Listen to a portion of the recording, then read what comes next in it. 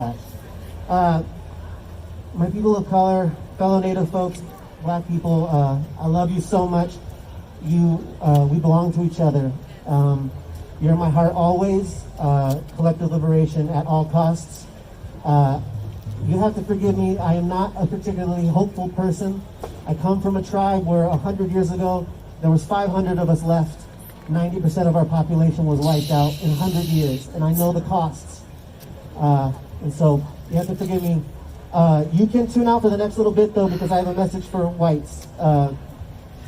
Good evening, whites. You're here. I would appreciate... I am a funny person, so it may seem like what I'm saying is jokes, but if you're white, I only want you to respond for the next little bit. Just practice silence for a little bit. How about that? I know that people say white silence is violence, but God, I wish you'd shut up. You think it's a joke, it's not a fucking joke. Shut your goddamn mouth. So, I woke up today really fucking angry. And I'm angry most days. I said I'm not a very hopeful person. But I'm going to do something today that I stopped doing because, which is educating white people, because I don't think you know how to listen. I genuinely believe that it's not one of your best traits. As far as I can tell, murder is. So I'm going to try. If you can listen, I will be surprised. But if you can't, fuck it, I tried one last time. For the rest of you, again, you can tune out, fucking do whatever you gotta do.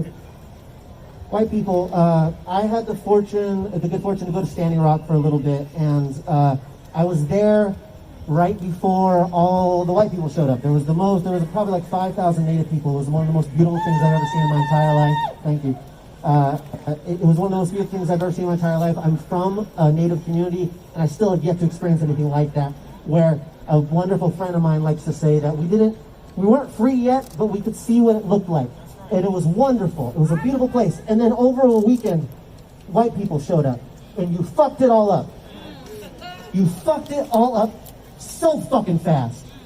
It was unbelievable how quickly you decided that you needed to help. And you know what you fucking did? You colonized the goddamn movement. You fucking took charge. You decided that you would help with the groceries. You decided that you would help with the protest. You decided that you needed to be in the fucking front.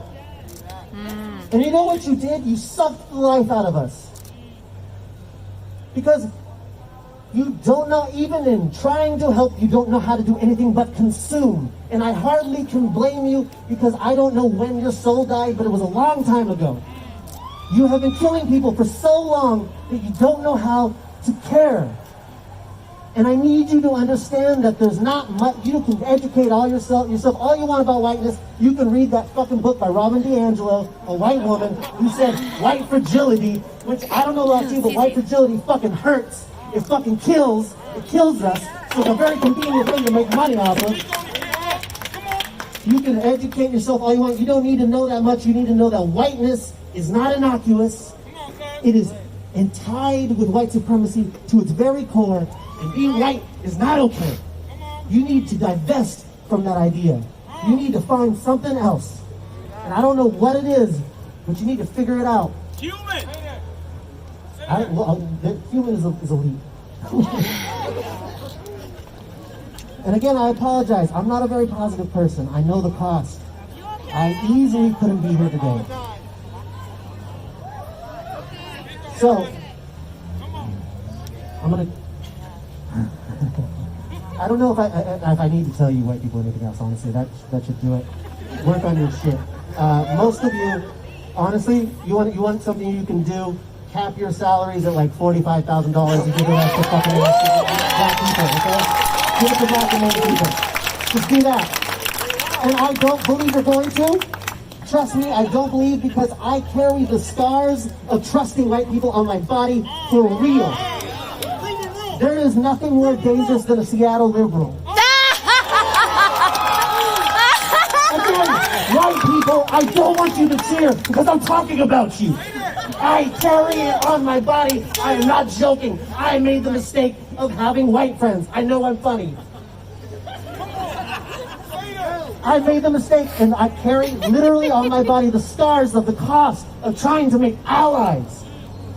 I was the only Native person in the room, and somebody punched me in the goddamn face for no fucking reason. And where I'm from, that's a fight, first off. Like Seattle people, I thought you didn't fight, so I don't know what the fuck that was. And I was bleeding, and I looked at him, and I saw the fear in his eyes, the fear of me. And I looked at all the other white people in that room, and I saw their fear of me.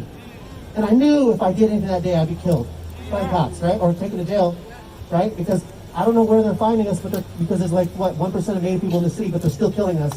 So there's got to be some sort of system in place. So I don't trust you. I don't know if I can. Prove me wrong. Done with you. Okay, people of color, I'm gonna, a quick message. I love you so much. I'm so sorry for that.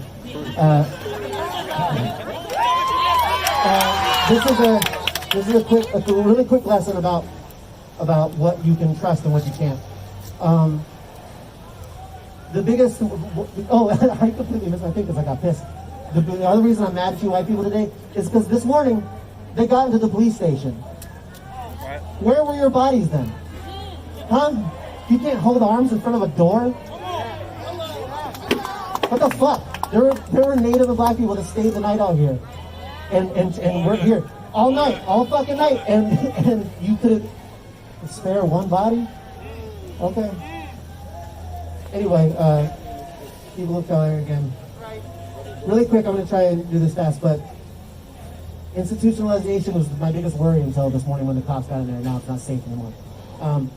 But what I worry about is you trust the thing that they give you, the building or whatever, as a victory. I assure you it is not. And I will give you some brief examples. One, obviously, like when white people came here, there's a lot of Native historians and stuff like that that call the identity of America, or the identity of the colonizer, as one of total war, which means they will not stop killing you no matter what. When they signed treaties with us, they did it as a tactic of war. It was not peace. They did it so that because they knew they couldn't beat us. And if you look, most of the time they were getting their asses kicked because they could barely fucking plant anything. That's right. And so they would sign treaties with us, and then they would surround us, and then they would send in their farmers to kill us because they wanted the land, and they would send in their military and say, oh, that was an accident. And they would kill us, and they would kill us, and they would kill us, and they would kill us until there was none of us left, or we got moved. Okay? And then slavery happens, of course, and after slavery is done, which is, by the way, only ended because black people would not stay in chains. They revolted until it was inconvenient. Don't trust that Abraham Lincoln shit. What happened next? Then those fuckers, they put in the 13th, right? The 13th Amendment. It made it illegal and to have incarcerated people as slaves. So lock them up, And what they're doing it right now, they never stopped slavery, right? Continued. The genocide is continued. Another thing, when Native people, I have so many examples, but I'm just going to cut it short. This is the one that will never, is I believe, the best example for me about whether or not you can trust the state. Which is just, I'm just going to leave that up to you. You can tell me.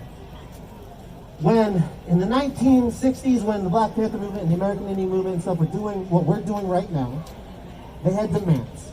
And in those demands from the Native Americans was health care. It was a treaty right. We demanded it. We demanded it at every turn. Number one demand, health care. We got health care. Okay? At the end of the movement, the Bureau of Indian Affairs, which was underneath the Bureau of War at the time, created a bunch of hospitals for Native people. Okay? Then they arrested the leaders, and some of them are still in jail. Some of them died. But we got health care, right? And then 10 years after that, it was found that it was a federal mandate to forcibly sterilize Native women. In those hospitals they gave us, they sterilized 50% of our population, 70 years after a genocide. 50% of our population was forcibly sterilized by the hospitals we asked for. CDC. That's right. That's wrong. How can you ask your oppressor to free you? How? How can you ask for a community center when you know we already did that? El Centro de la Raza is a result of that. Fucking United Indians is a result of that. We've done this. And what do? They kill us. They keep fucking killing us. They will take from one hand as they give with the other. Can you ask your oppressor to free you? I don't know. I'll do whatever you guys ask of me, but I want you to be clear about why we're out here. Thank you. Okay? I tried to plant this corn in Seattle. I come from a tribe where corn is very important to us.